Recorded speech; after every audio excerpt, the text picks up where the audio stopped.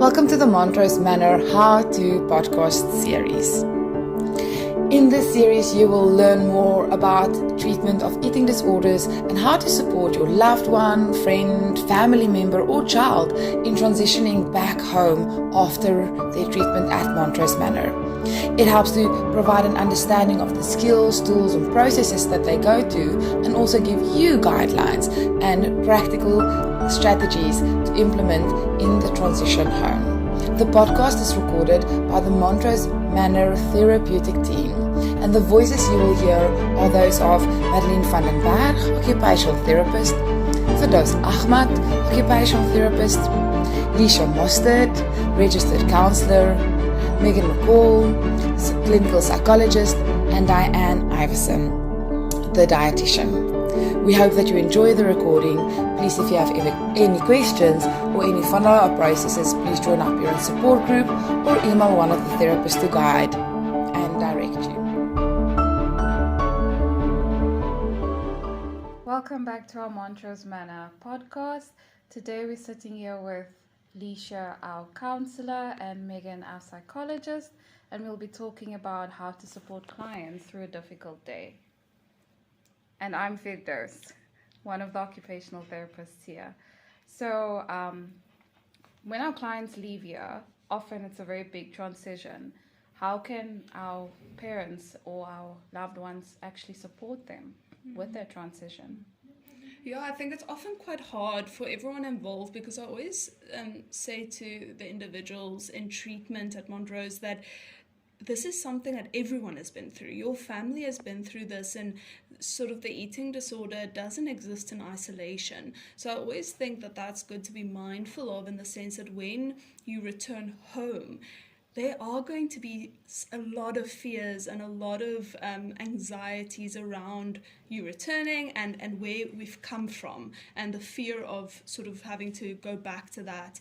So I think, just being aware that this is hard for everyone.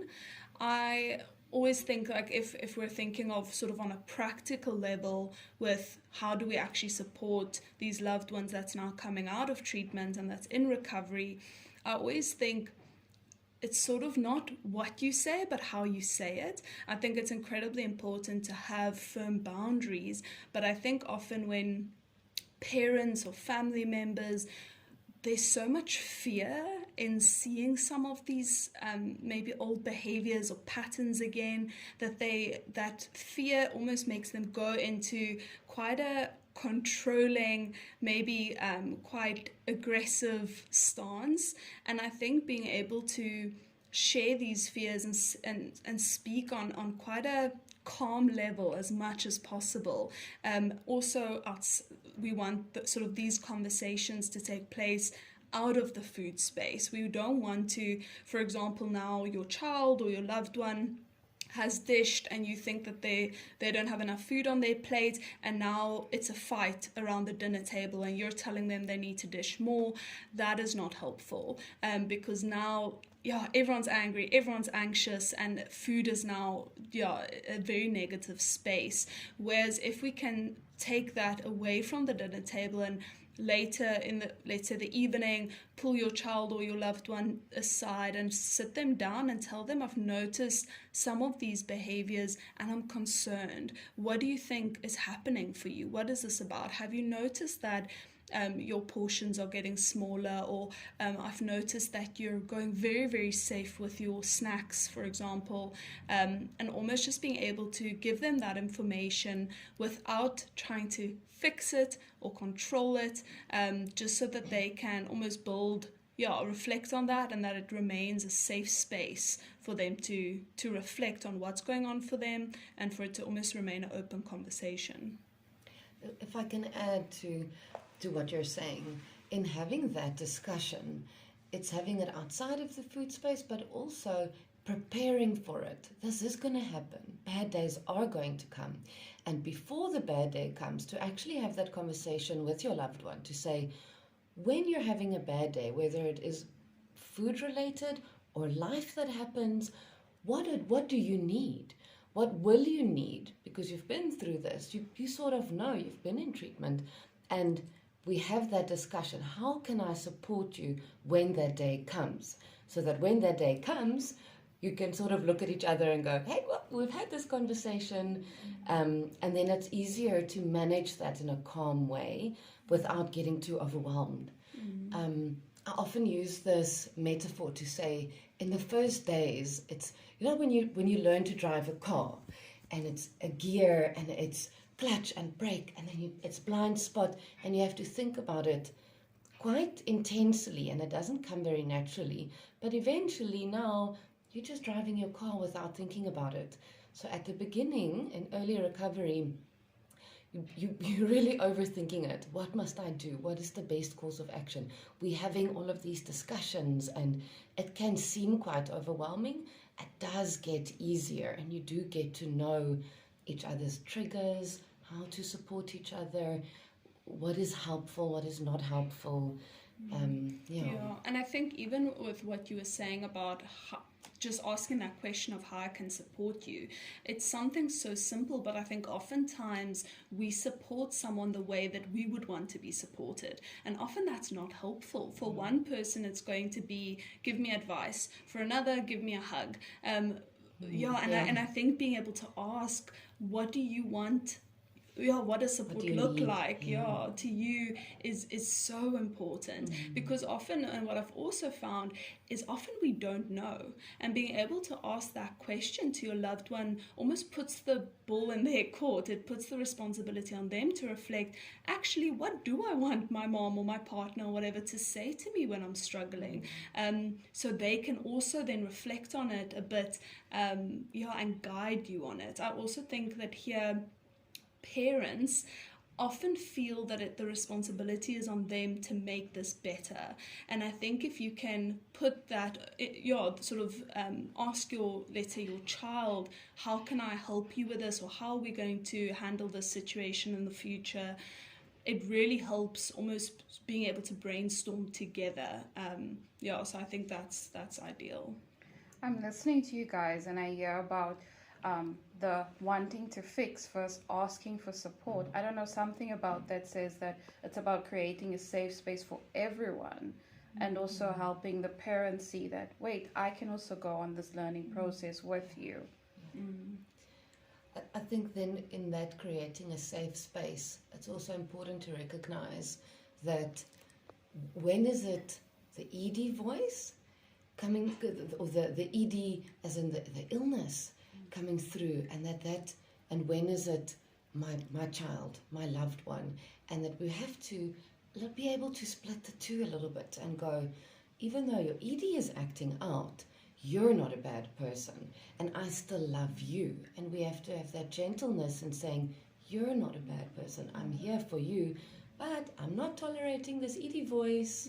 And having those firm boundaries, because often our loved ones, they need that. They actually need that sort of assertiveness from us. They need to know that I can trust you, that you're going to say, sorry, my sweetheart, we're not doing this. This is the options that you have, or this is the snack that you're going to have. Remember, we did snack charting. Unfortunately, we're not negotiating this. I think that really does create sort of a sense of safety. I can rely on you. You're going to be firm with me when I need it. And so I think sort of with back to the question of how to support your loved one through a difficult day, I think sort of remaining calm within yourself, not becoming too reactive, not feeling that it's your responsibility to fix this, to make it better, because I think that puts a lot of expectation and pressure on yourself, and that then just sort of amplifies the emotion, and on your loved one to get better, to be fixed. And so I think another part of this, if we think practically how to support your loved one, is even sort of asking, looking at their intention with whatever the behavior are that they're engaging in. What is the intention behind it, and being able to explore that with them. Like Megan said, the ED voice versus the recovery voice, and then even practically asking them sort of, how can I help you implement some of your tools that we've spoken about. And that can be, like we've spoken about in some of our other episodes on this podcast, that can be, okay, let's snack chart together. Or you saying, actually, no, I'm struggling with my meals. I need you to step in. And then all of the other, because oftentimes in Montrose, we have spoken about all of this, and there are plans in place. So again, not trying to fix it, but being able to sort of remain calm and go back to how do we need to navigate this situation. And in remaining calm, I think it's very important to note that it's okay to take a break from each other. Maybe to stay calm, you just need to go, hang on, I need to pause and I need to come back to rational mind, or sometimes we call it wise mind. It's very difficult to have a healthy conversation and provide that calmness and support to each other when we're triggered, when we're very worked up. So for you to just take a break, because it can also be quite a lot. You know, it's not easy, and when we're having a bad day, to be able to say, okay, I love you, I'm not rejecting you, I'm not abandoning you, I just need to take a step back, take a deep breath. Maybe you also just need to take a step out of everything that's going on, go and take a breath, come back to your wise mind, and eventually, or after a certain amount of time, you can come back to each other and say, okay, I've taken a breath. What do we need to do from now on? How are we going to approach this now? And I think that also ties in for me, something that I speak about quite often is learning to hold the space for your child or for your loved one. The example I often use is, let's say my child is coming home and they had a tough day and they're telling me, oh, they had a fight with this friend, and now I start going on a rant about, you know, I knew that friend wasn't good for you and you should really speak to them. And now I'm frantic that now this conversation is no longer about my child and how they're feeling. This is now me freaking out and my anxieties. So I even think being able to sort of be mindful of, like you say, I'm really triggered. I need to just take a step away from this because I'm not responding. I'm not able to hold the space for you right now. And also to say less. I'm sorry that happened. How are you feeling about that now? That sounds really hard. Again, I don't need to fix it for you. I think that's a massive thing. I'm hearing you speak about holding space. And we often hear clients talking about this, and maybe we can provide the family some more tips about how do you actually hold the space for the client. Any thoughts? I think one thing that often comes up is this idea of intentions. So what is my loved one's intention with the behavior that they're displaying, what they're going through? Are they not quite in recovery voice, and the intention is not a good one? It's one that's going towards a relapse or a red sort of space, or is it they're struggling today, and I need to recognize that the intention is not to hurt, it's not to manipulate, it's really just a struggle, and I can hold the intention isn't bad or malicious. And open that sort of up, but holding that in mind. And I even think holding space for yourself. Like I think in all of this, making sure that you're also sort of filling your own cup.